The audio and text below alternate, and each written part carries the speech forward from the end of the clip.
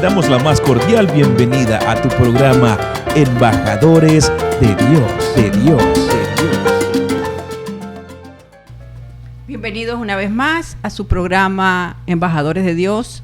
Yo soy Tai Flores. Hoy tengo un entrevistado a quien tengo poco tiempo conociéndolo, pero Dios me lo puso en el camino y realmente le he desplegado un amor extraordinario.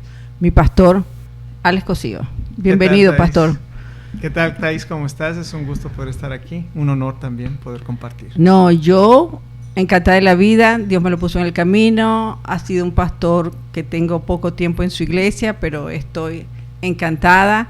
Me parece que es un hombre que tiene un PhD, cosa que me encanta, no porque sea lo más importante el PhD que tiene, sino toda su unción, toda su gracia, todo su conocimiento. Es un hombre de Dios, un hombre estudioso, y por eso tengo el honor de traerlo hasta aquí.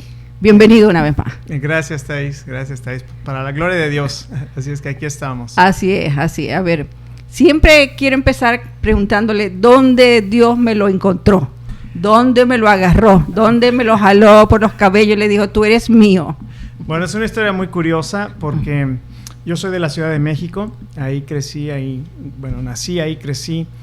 Y cuando tenía 18 años, tuve muchos problemas en las escuelas. Fui sacado de colegios por mal comportamiento, por malas notas.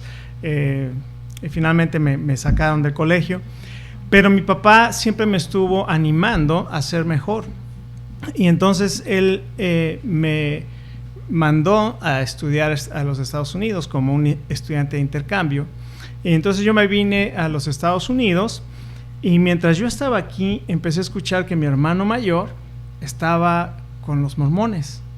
Y entonces para mí eso de los mormones era muy curioso porque lo único que yo sabía de los mormones era que no fumaban y no tomaban y que no se divertían.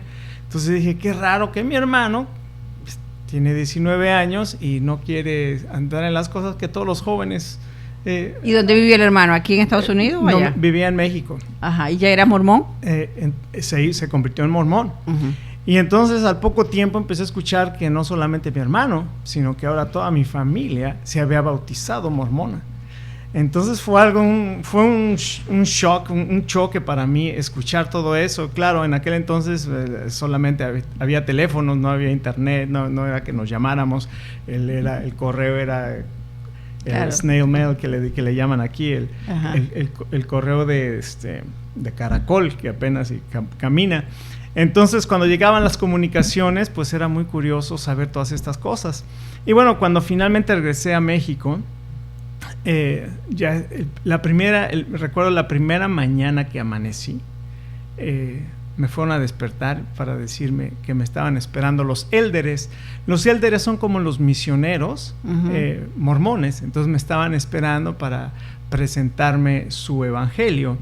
Y entonces bajando las escaleras estaban ahí y me dijeron, bienvenido hermano Alex, y yo ni los conocía. Yo, ¿por qué hermano? O sea, ¿a qué se refiere? ¿Y usted qué edad tenía? Tenía 18 años. Ajá. Entonces fue muy curioso porque pues yo nunca había tenido un contacto así fuera de lo que era la religión en la que la mayoría hemos sido criados. Uh-huh. Entonces fue muy interesante esa conversación porque me empezaron a hablar de las cosas de los mormones y al principio llegaron con la Biblia y me dijeron que Jesucristo había venido aquí a las Américas y por eso los indios americanos estaban esperando a un hombre blanco y barbado que era el Señor Jesucristo, que había venido a predicar el evangelio para América. Y después empezaron a decirme con la Biblia y inclusive me llevaron películas para enseñarme todas esas cosas, pero yo nunca quise bautizarme ni asistir a la iglesia mormona, no tanto porque no estuviera convencido de la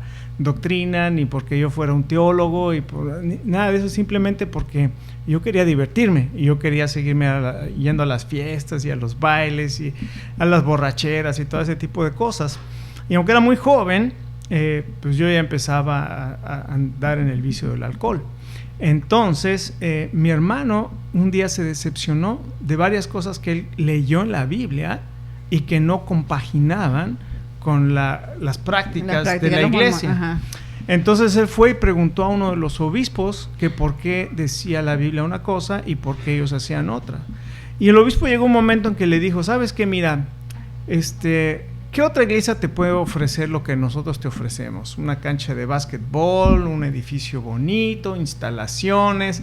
Entonces mi hermano se decepcionó completamente porque él estaba buscando algo que sustanciara su alma. Él había leído un libro de Max Lucado que se llama Médico de Cuerpos y Almas y eso lo dejó muy impactado. Entonces yo creo que desde entonces él comenzó a tener una inquietud acerca de las cosas espirituales. Y entonces alguien lo invitó en aquel entonces a una iglesia presbiteriana donde había una persona que estaba dando un estudio bíblico. Entonces él asistió y me dijo a mí que fuera con él. Y yo le dije, no, yo no nací para esas cosas, yo nací para la fiesta. Y entonces, clarito usted. Clarito, le dije, a mí no me hables de tus cosas, yo nací para la fiesta, no nací para las cosas de Dios, ni mucho menos. Pero él muy sabiamente me dijo, te hago una propuesta. Si vas una vez conmigo y escuchas, ya después que escuches, tomas una decisión. Y si ya no quieres, yo ya no te vuelvo a decir absolutamente nada. Y le dije, bueno, eso va a ser la única manera que voy a... Y después me voy para la fiesta. Exacto. Después de ahí ya me voy para la fiesta y no vuelves a decir nada. Perfecto. Y entonces yo llegué a ese lugar, me acuerdo, me senté en una silla, me eché para atrás, crucé los brazos y con una actitud de, a mí nadie me dice nada, yo soy un rebelde sin causa. Ahí estuve. Y empecé a escuchar el mensaje. Y ese mensaje quedó grabado. Y cada que esta persona ahí estaba hablando, era como si me estuviera hablando a mí directamente. Entonces yo comencé a pensar, se me hace que mi hermano fue y le dijo que yo iba a venir y que dijera todas estas cosas. A todos nos pasa lo mismo, ¿no? Exacto. Y me sentí acusado de todo lo que estaba diciendo. Pero lo más impactante fue que al final de su mensaje, y estaba hablando de Apocalipsis capítulo 1, estaba empezando el estudio de Apocalipsis. Entonces, al final de ese mensaje, hizo la invitación para recibir a Jesucristo. Entonces, me acuerdo que iba con una chica con la que estaba saliendo, no era mi novia, pero tenía la intención de andar de novios.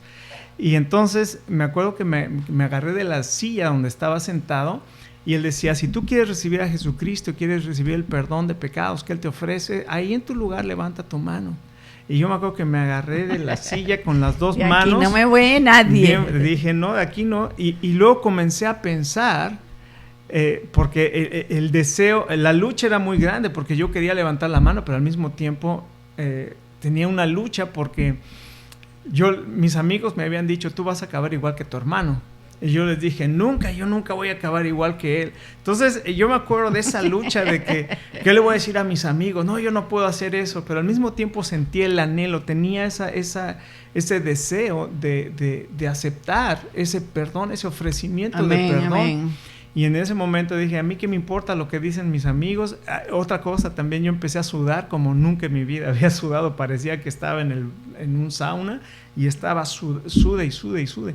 Y entonces dije, a mí qué me importa lo que digan. Yo levanté mi mano y entonces el predicador dijo, bueno, a todas las personas que han levantado su mano les voy a pedir que se pongan de pie. Y entonces yo dije, qué vergüenza, cómo la gente aquí va a saber quién soy. Nadie me conocía, pero ya ves cómo uno piensa que todo el mundo te conoce. Y entonces finalmente me puse de pie y él comenzó a orar y nos dijo claramente, ustedes van a hacer una oración, yo los voy a guiar en esa oración y lo que los va a salvar no es la oración, sino la sinceridad con que ustedes le digan a Dios, porque lo que le van a decir es que están arrepentidos de sus pecados, que han creído en Jesucristo como su Salvador y que lo quieren recibir para que limpie sus pecados y los haga una nueva persona. Entonces me acuerdo que comencé a orar esa oración siguiendo lo que él decía. No me acuerdo exactamente las cosas que dijo, pero lo que sí me acuerdo claramente es cuando yo le dije al Señor Jesucristo que me limpiara con su sangre. ¿Y sintió algo? Y en ese momento algo de todo ese calor y ese sudor que yo estaba sintiendo, de pronto sentí algo fresco que me cayó en la cabeza, o sea, como si fuera santo, la presencia de una manera lenta, bajando por todo mi cuerpo algo fresco. Y cuando terminó esa oración, yo sabía que era diferente. Me sentía diferente. ¿Sí? ¿Desde ahí cambió todo? Desde ahí, ajá, exacto. O sea, mi experiencia de conversión fue una experiencia de conversión dramática, en el sentido de que a partir de entonces mi vida fue completamente transformada. ¿Y no volvió a beber? ¿Y no volvió a fiestar? Bueno, yo ya empecé a dejar las fiestas, ya no volví a las fiestas. Mis amigos obviamente se empezaron a burlar. Yo ya no iba, porque las tardes era irnos al bar o irnos a tomar un café y yo ya no quería eso. Yo les decía, ¿por qué no mejor hacemos una reunión de oración?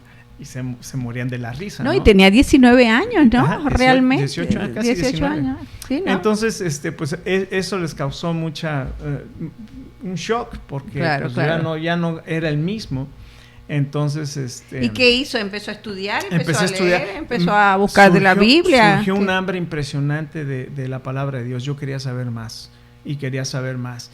Y entonces mi hermano tenía su Biblia y yo como buen cristiano se la robé. Porque yo quería saber más y él andaba buscando su Biblia, pues yo la traía y me la llevaba a la universidad. Y entonces todo el tiempo él estaba leyendo, me sentaba en las tardes y me ponía a leer y me ponía a hacer anotaciones, me ponía a escuchar predicaciones. O sea, un hambre que empezó ¿Y se empezó a congregar? Nos empezamos a congregar y muy curioso también porque pues mi mamá, su papá era evangélico. O sea, era muy curioso. Que alguien había estado orando porque esa familia, tú y tu casa serán salvos. Aquí te voy a decir lo que es rarísimo. Mi abuelo era hijo de un pastor. Santo. Pero él se había rebelado y él había continuado con su religión, pero él yo creo que no tenía una relación verdadera con el Señor Jesucristo. De tal manera que se casó con mi abuelita, pero mi abuelita era católica y muy devota. Entonces su acuerdo fue, nos casamos, pero a la niña no le enseñamos ni tú ni yo. Entonces mi mamá creció sabiendo que mi abuelo era evangélico, pero ella no fue criada ni evangélica ni católica. Entonces pues ahí está lo curioso, pero mi abuelo tenía un mal testimonio, terrible. O sea, para mi mamá hablar de papá es, inclusive ella después lo cuenta, que cuando le dijeron que Dios era como un padre, ella dijo, yo no quiero saber nada. Si Dios es como un padre, yo no quiero saber nada, porque para ella su padre había estado ausente, su padre había dejado a mi abuela, o sea, muchas cosas feas, ¿no? que sucedieron aquel entonces. Entonces fuimos a una iglesia cristiana, y cuando está ya como familia, la primera vez llegamos, nos sentamos en esa iglesia, y de pronto, esta iglesia es evangélica, dijo mi mamá, esta iglesia es evangélica. Entonces todos nos paramos y nos salimos porque la iglesia era evangélica. Obviamente no sabíamos muchas cosas, no sabíamos nada, ¿no? Empezábamos a conocer. ¿Y qué pasó? ¿Qué pasó después? Después pasan los años, estudió en la universidad. Ajá. Bueno, yo estaba estudiando en la universidad, estaba terminando el primer año de la licenciatura en sistemas de computación. Entonces fue cuando el Señor me rescata, y ahí yo comencé a tener el deseo, el hambre de la palabra de Dios, pero también el deseo de servirle tiempo completo. Entonces yo iba a la iglesia, iba a los estudios bíblicos, iba donde hubiera estudio bíblico, yo iba, y donde hubiera discipulados, ahí yo iba, y donde hubiera estudio, ahí estaba yo metido.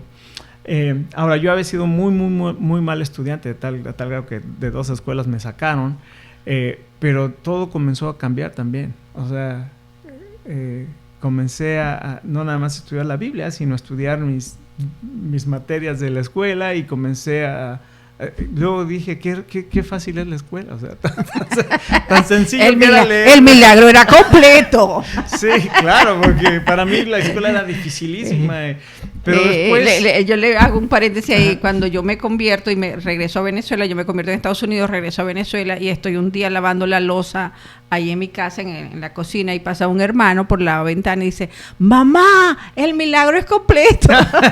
Sí, así le pasó a usted. Así pasó, sí, así pasó. Entonces mis notas en la escuela comenzaron a cambiar ¿Y los papás qué decían? ¿Y este niñito sí, claro, tan lindo? Entonces mi papá estaba espantado. Cuando yo regresé de los Estados Unidos, mi papá se espantó. Dijo, yo mandé un hijo y regresó un monstruo. O sea y después que el Señor hace esa transformación, pues imagínate el testimonio tan fuerte. Mi hermano y yo, mi hermano de 19 años y yo de 18 años, y los dos transformados y buscando las cosas de Dios. Mi papá estaba sorprendido. Mi mamá decía, ¿cómo es que ellos tan jóvenes están buscando cosas de Dios y nosotros que somos adultos y que deberíamos guiarlos en estas cosas no estamos buscando a Dios? Entonces trajo una transformación. Mi papá era un hombre de negocios.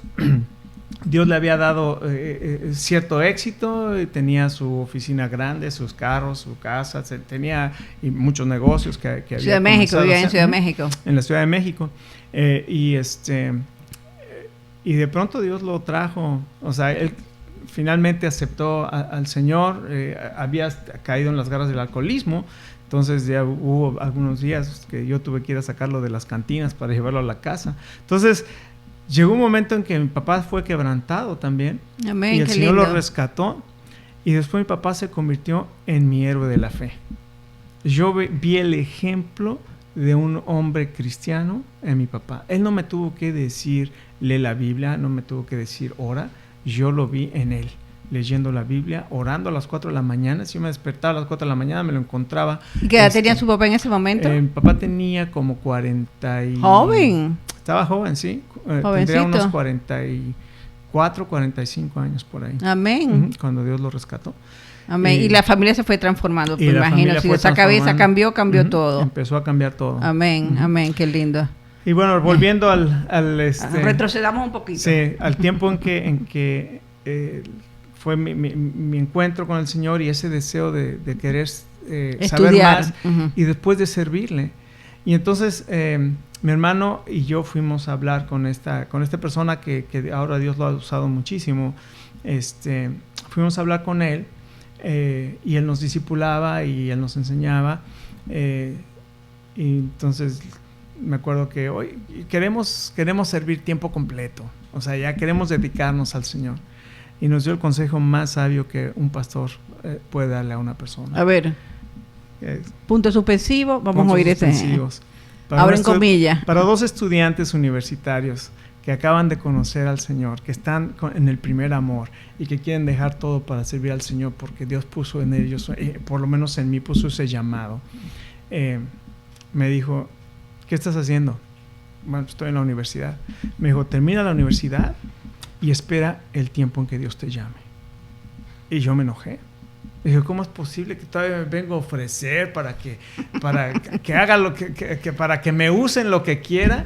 Y me dice que no, que termine lo que estoy haciendo y después que espere el tiempo de Dios. Pero bueno, después de un tiempo de meditación y ya que me pasó el enojo, continué en la universidad, me involucré, encontramos una iglesia donde congregarnos. Comencé a congregarme en esa iglesia. Mientras tanto yo oraba y le decía al Señor que yo quería. ¿Y ya sabía ahí que ya tenía un llamado? Sí, bueno, yo sentía yo anhelaba servir a Dios, pero el consejo fue termina lo que estás haciendo y Dios te va y espera el tiempo de Dios. Eso fue bien importante y ahora yo lo entiendo, ahora ya después de tantos años entiendo ese tiempo que Dios tiene para cada persona. Porque a veces nos adelantamos al tiempo de Dios y cometemos errores muy, muy graves. No es que Dios no tenga un llamado, sino que nos adelantamos al tiempo de Dios. Y he conocido personas que tienen ese llamado, se adelantan al tiempo de Dios y después se decepcionan, no pasa lo que ellos pensaron que iba a suceder y entonces... Pero no es fácil saber cuál es el tiempo de Dios. Exacto. Es una parte muy álgida decir cuál es el tiempo de Dios. Es tener paciencia. Tener paciencia. Entonces yo continué en la iglesia y bueno, yo quería ser un buen creyente. Tenía en mi corazón el poder no solamente ser transformado por el poder de Dios, sino vivir esa transformación día a día en mi vida. ¿Cómo es eso? Porque yo creo que esa es una de las cosas más misteriosas del cristianismo, que es la parte fundamental cuando uno realmente, yo siempre he dicho, cuando Jesucristo te toca, tú te transformas. Y la gente dice, no puede ser. Sí, eso es un misterio precioso. Usted que tiene más autoridad que yo, explíquenos eso, pastor. Bueno, es muy interesante porque al principio en mi relación con Dios, pues yo leía la palabra de Dios, oraba todas las mañanas, oraba todas las noches, no me podía dormir si no me ponía de rodillas y oraba, no importa qué hora fuera, o sea, y si llegaba bien cansado me aventaba a la cama, algo hacía que me levantara, me arrodillara y que orara antes de dormirme. Entonces era una relación muy fuerte, la que la Biblia llama el primer amor. Entonces, pero al mismo tiempo, bueno, tú quieres vivir lo que la palabra de Dios dice, pero a veces no relacionamos bien lo que la palabra de Dios dice y lo que debemos hacer. Entonces te comienzan a enseñar de que si vas al cine es pecado, de que si escuchas música del mundo es pecado, que si bailas y eres latina, es pecado. Exacto. Todo eso me empezaron a enseñar. Si usas zarcillos, es pecado. Entonces yo dejé de ir al cine, de escuchar música del mundo, de bailar. O sea, de todas maneras, no, aunque quiera bailar, tengo 2 pies izquierdos. Usted no es caribeño como nosotros. Sí, no. Soy latino y me encanta el ritmo, pero tengo 2 pies Sí, porque usted izquierdos. Toca guitarra y toca... Sí, me encanta, y me encanta la música. Y entonces yo comencé a cometer el error de pensar que vivir espiritualmente era dejar todas estas cosas. ¿Y qué es vivir espiritualmente? Tener una relación fuerte con Dios. Ajá. En lugar de solamente mandamientos. Ajá. Porque entonces si yo no iba al cine era mejor que los que iban al cine. Si yo no oía música del mundo, yo era mejor. Entonces yo desgraciadamente me empecé a exaltar, exacto, a tener lo que se llama orgullo espiritual, a tal grado que yo veía a los demás como que todos son pecadores, nadie se compromete, nadie vive en santidad, soy el único, me sentía Elías, ¿verdad? Soy el único que no he doblado la rodilla ante Baal. Y luego, bueno. ¿Y cuando papá Dios me le bajó el cuellito? No, pues. La nuquita esta que es tan difícil. Gracias a Dios que Dios es un amoroso, Dios amoroso y que nos disciplina y que nos corrige. Y la Biblia dice en Hebreos 2, Dios al que ama disciplina y azota a todo aquel que recibe por hijo. Entonces Dios me fue disciplinando hasta que entendí que no era lo que hiciera o dejara de hacer, sino era mi relación. Entonces, claro, hería muchas personas, traje problemas a la iglesia por mis convicciones, por querer imponer mis convicciones a todo el mundo. Entonces, pues Dios me disciplinó, tuve que entender eso.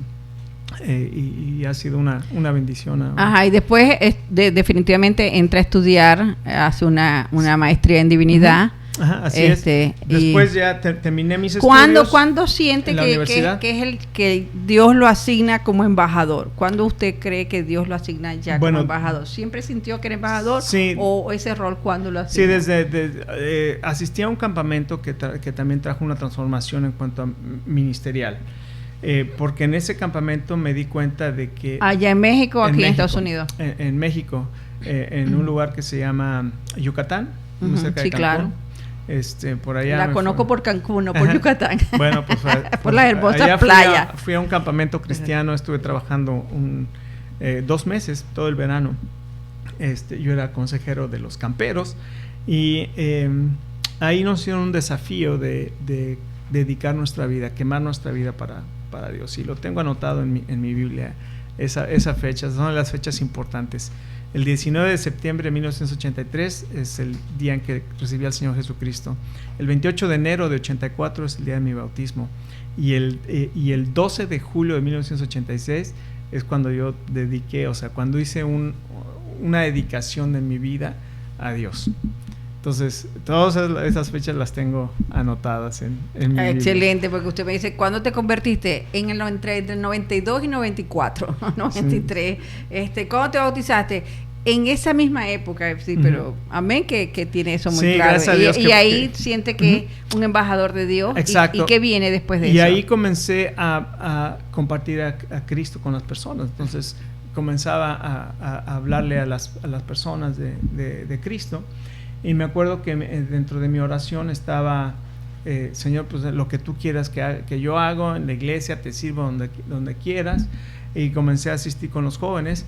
Y recuerdo la primera vez que el director de jóvenes, el pastor de jóvenes, me habló y me dijo, oye, vamos a tener un evento donde vamos a hacer, le llamamos el Día del Invitado, donde todos los jóvenes vamos a traer una persona invitada y quiero pedirte que tú des el mensaje.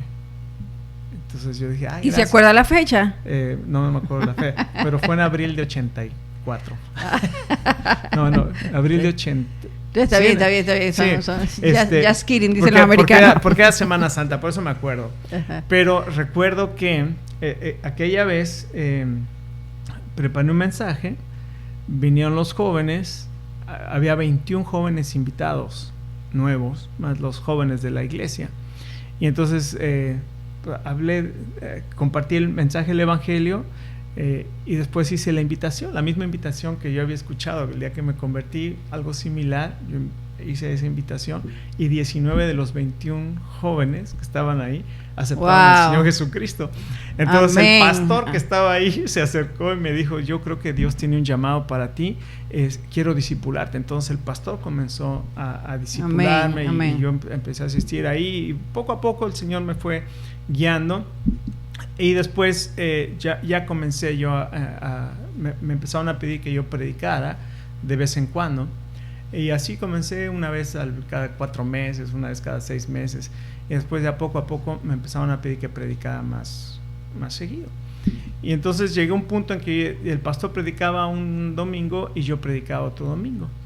Y tengo una hermana que ella se había venido a estudiar aquí, a una universidad cristiana, en Carolina del Sur, en Columbia Bible University, y ahí conoció a que su esposo ahora, y él era pastor, y entonces él fue a estudiar una maestría en el Southeastern Baptist Theological Seminary, y fueron a México, y entonces él vio que yo estaba bien involucrado en la iglesia, me preguntó, ¿nunca has pensado en prepararte para el ministerio? Y yo le dije, bueno, pues digo, ¿para qué si yo ya estoy en el ministerio, no? O sea, ya Dios me tiene en el ministerio. Y entonces él me dijo, ¿por qué no oras y le preguntas a Dios? Y se me hizo una buena idea. Yo no sé por qué se me hizo una buena idea orar y preguntarle a Dios antes de contestar. Entonces, uno va aprendiendo en el camino cristiano, ¿verdad? Sí. Y que entonces, primero ora y después le pregunta a Dios, ¿verdad? A veces tomamos decisiones sin preguntarle a Dios, pero bueno, amén. Así es. Y entonces le dije a mi esposa, y mi esposa me dijo, no, de aquí me sacas, pero con los pies por delante, o sea, que de aquí yo no me muevo, casi. México. De México a mí no me muevo. Y bueno, como esposa, como mujer, acabábamos de comprar una casa. Entonces, tú sabes que el sueño de las mujeres, bueno, y era ama de casa, pues era tener su propia casa, donde pudiera tener su arreglada como ella quisiera, y teníamos nuestros 2 hijos. Entonces le dije, bueno, vamos a hacer una cosa, ¿por qué no oramos? Y le preguntamos a Dios antes de decir que no.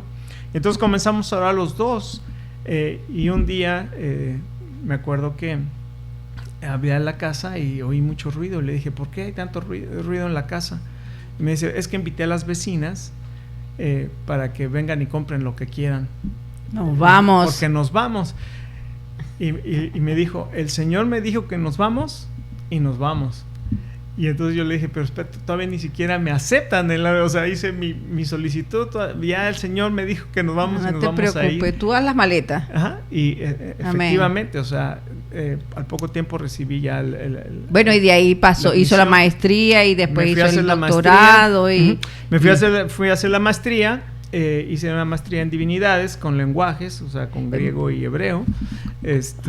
Cuando miro su resumen, cuando miro su historia, veo una gran fuerza en ser maestro, ¿verdad? Es más, hay muchas partes de su ministerio donde usted ahorita está haciendo una escuela en Cuba, ¿verdad? ¿Qué significa ser maestro para usted de la palabra de Dios? Bueno, es una manera de influenciar y dejar un legado para nuevas generaciones. Entonces, es preparar nuevos ministros, es preparar nuevos misioneros, es preparar líderes que van a continuar haciendo la obra. Entonces, para mí es algo que bueno, es un don espiritual, porque cuando he tomado cualquiera de esas evaluaciones para los dones espirituales, siempre sale como maestro, como sí, veo una gran carga, de una gran fuerza de educación, enseñarnos, y en la iglesia también, o sea, el pastor prepara el grupo se llama Grupo de Conexiones, donde nos reunimos y entonces el pastor prepara con su equipo todos unos videos donde nos enseña cualquier libro. Estamos estudiando ahorita Efesios y se le ve su gran fuerza por eso, ¿no? Su gran llamado a ser maestro. Vamos a ponerlo más terrenal la cosa, ¿verdad? Sí, claro. Vamos a lo voy a devolver un poquito en la historia, ¿verdad? Para preguntarle, hay mucha gente que nos está oyendo, que nos está viendo, ¿verdad? Y siempre mi gran preocupación es cómo la gente tiene que entender que el cristianismo es parte de tu cotidianidad, que esto es una forma de vida, que hay una cosmovisión y que esta cosmovisión es lo más hermoso que uno pueda tener sobre la tierra. Qué curioso que utilices esa palabra cosmovisión. Claro, porque creo que es así. A mí me sirvió en la vida, es decir, yo siempre buscaba una visión de la vida hasta que entendí, no hay mejor cosmovisión, una perspectiva, unos mejores lentes que el cristianismo. Claro, porque todos tenemos una cosmovisión. Todas las personas tenemos que adoptar una cosmovisión. Y entonces, aunque nosotros no sepamos, vemos el mundo de una forma, con una perspectiva. Entonces, ver el mundo desde la perspectiva cristiana es completamente distinto a ver al mundo desde una perspectiva no cristiana, porque una perspectiva no cristiana, tu experiencia es la que vale, tu conocimiento es lo que vale. En la perspectiva cristiana, la Biblia es la que vale. La palabra de Dios. Exacto, la palabra de Dios es lo que realmente marca la diferencia. Todo lo vemos a través de lo que la palabra de Dios dice. Entonces eso cambia completamente todo, porque si Dios dice esto, eso es. En la cosmología, en la cosmovisión que no es cristiana, tus emociones, tus sentimientos, tu lógica es lo que va a dictar tu verdad, y ese es un problema. En cambio, acá tienes una verdad que es objetiva, es absoluta, está fundamentada y es sólida. Acá todas las verdades cambian. Entonces ahora la moda es decir, esa es tu verdad, tú tienes tu verdad, yo tengo mi verdad. Las dos, no puede haber dos verdades porque se contradicen. Claro. O sea, esa es una contradicción completa. Entonces, la verdad solamente hay una. Entonces, pero ¿qué significa esa verdad en la vida real, en la vida cotidiana? Porque eso es lo que, es decir, no es un Dios allá lejos, es un Dios cerca, es un Dios que me dice cómo tengo que vivir la cotidiana. No es porque que está en la encíclica, está en la Biblia y yo no sé vivir de esa forma. No, es que mi cotidianidad, mi día a día me lo dicta Jesucristo. ¿Cómo se manifiesta eso? Bueno, ¿cómo lo explico yo a la gente que me está escuchando, a la gente que me está viendo? Bueno, aquí voy a usar un texto bíblico en Romanos capítulo 12, que dice que no nos conformemos, no nos hagamos al molde de este mundo, sino que seamos transformados por medio de la renovación de nuestro entendimiento. Entonces nuestro entendimiento tiene que ser renovado. ¿Y cómo renuevo mi entendimiento? Bueno, cuando yo iba creciendo, yo no tenía la intención mínima de casarme, o al menos hasta los 39 o 40 años, pensando en no quedarme solo al final de mis... Eso es verdad. Ese era mi pensamiento. Entonces, para mí, el sexo era para divertirse. Hasta que ya tuviera 39 años y esa era mi idea. O sea, yo dije, 39 años voy a empezar a buscar con quién casarme. Cuando llego a Cristo y comienzo a ver lo que es el matrimonio de acuerdo a la palabra de Dios, Dios creó al hombre y dijo, no es bueno que el hombre esté solo, voy a hacer una ayuda idónea para él. Y Jehová Dios dijo, por tanto dejará al hombre a su padre y a su madre, se unirá a su mujer y los dos serán una sola carne. Entonces, ¿qué tengo que hacer ahora? Esto es lo que yo pensaba, esto es lo que dice la Biblia. ¿Cómo puedo vivir? Entonces, yo quiero vivir de esta manera. Amén. Entonces, dejo ese pensamiento para ser transformado por este pensamiento. Entonces, ahora creo firmemente en el matrimonio por lo que Dios estableció. Y porque la mente también, que cambie en la mente. Mi mente ha sido renovada por lo que Dios enseña. Entonces, la Biblia es sumamente importante. Pues, si no tuviéramos la Biblia y si no creyéramos la Biblia, pues no tendríamos ningún fundamento ni ninguna base, y cualquier base pudiera ser completamente movible, ajustable a mi conveniencia. Este programa se llama Embajadores de Dios porque está basado en que hay un reino, el reino de Dios. ¿Usted pudiera explicarnos cuál es la cosmovisión o cuál es la perspectiva de Dios de ese reino? Sí, claro. Es muy interesante porque a veces tenemos un concepto de que el reino de Dios está en algún lugar en el cielo, por allá en las nubes, por allá metido, y es muy interesante porque desde el Antiguo Testamento, antes de que el Señor Jesucristo viniera, la Biblia habla del reino de Dios. Entonces los judíos en la antigüedad esperaban el reino de Dios, y ellos esperaban un reino que sería el reino mesiánico, cuando Jesucristo viniera, o cuando el Mesías viniera y que gobernara sobre el pueblo de Israel. Ellos todo lo entendían en base a Jerusalén, porque Jerusalén era el lugar donde Dios había hecho su morada, donde Él había hecho su habitación al poner el templo en Jerusalén, y Él había dicho que esa era la tierra donde iba a habitar su pueblo, y su templo donde iba a habitar su presencia. Sin embargo, vemos que interesantemente todo el plan de Dios desde el origen hasta, si tú ves el libro de Génesis hasta el Apocalipsis, solamente hay un solo mensaje, que es el establecimiento del reino de Dios, pero en los corazones de las personas. Santo. Y esto es impresionante porque desde el principio lo que Dios quiere es alcanzar a las personas, fructificad y multiplicaos, llenad la tierra y sojuzgadla. ¿Qué quería Dios? Crear un pueblo que le conociera y que le adorara. La gente desde el principio hasta el fin es lo mismo. Desde el Génesis. Y ese es el reino de Dios, pero que habita en nuestros corazones. Claro, porque donde el territorio donde un rey gobierna, ese es el reino. Entonces, en cualquier lugar donde hay un rey y hay un territorio, ese territorio donde gobierna el rey es el reino. Ahora, cuando vino Juan el Bautista, dijo: el reino de los cielos se ha acercado. Ese reino que estaban esperando se ha acercado. Luego Jesucristo llegó y dijo: el reino de los cielos está cerca. Entonces, tanto Juan el Bautista como el Señor Jesucristo hablaron de ese reino.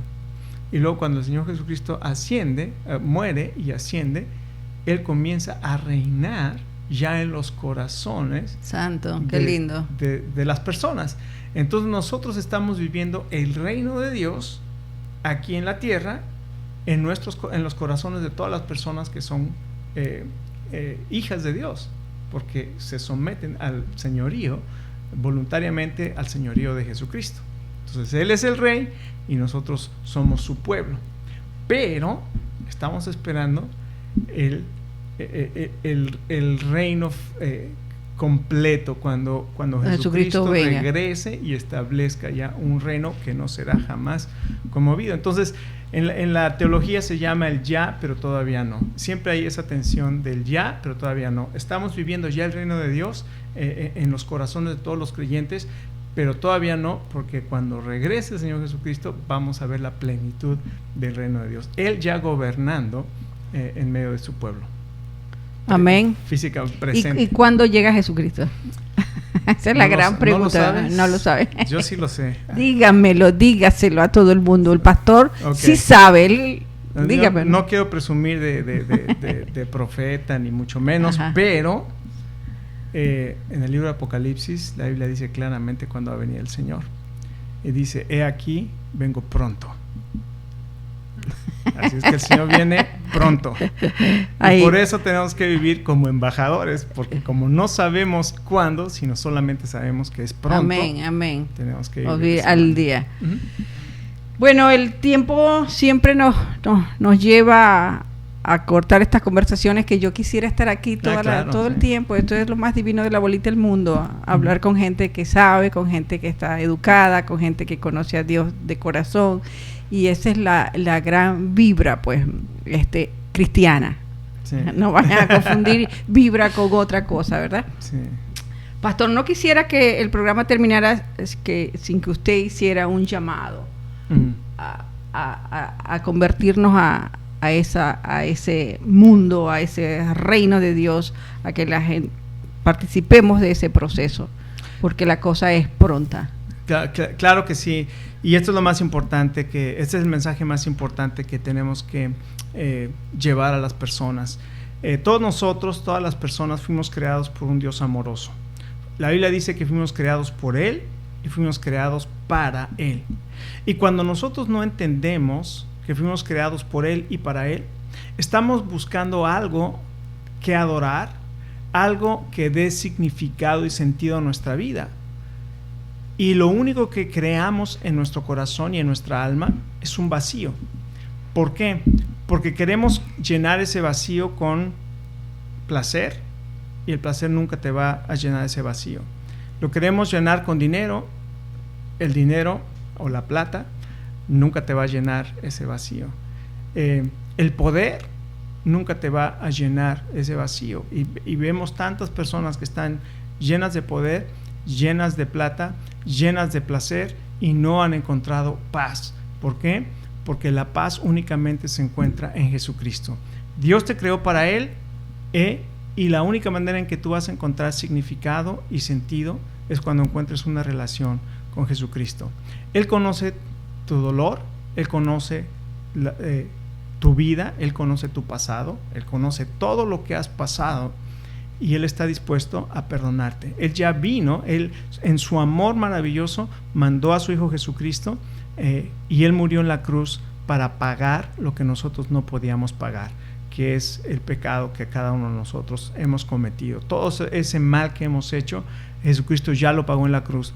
Y cuando tú crees en ese sacrificio y tú le pides perdón, en arrepentimiento le pides perdón a Dios y le pides al Señor Jesucristo que venga y te haga de nuevo, te haga una nueva persona, Él te perdona de todos tus pecados, te hace una nueva persona, te da una nueva vida. Así y además te da una promesa de vida eterna.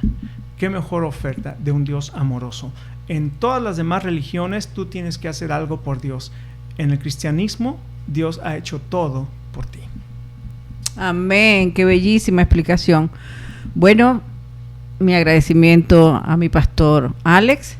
Dios me lo continúe bendiciendo. Dios siga derramando todas esas bendiciones en todos esos proyectos que tenemos, ¿verdad? Sí, dentro de nuestra iglesia. Se llama Nuevo Horizonte, está aquí en Atlanta, en la ciudad, realmente en la ciudad de Woodstock, ¿verdad? Uh-huh. Y estamos creciendo, estamos llenos de vida, estamos llenos de gracias, de bendiciones. Yo agradecida, pastor, por aceptar esta invitación. Y bueno, me queda invitarlo para el próximo episodio, que cuando los tiempos de Dios son perfectos, diga cuando estaremos aquí con un nuevo invitado.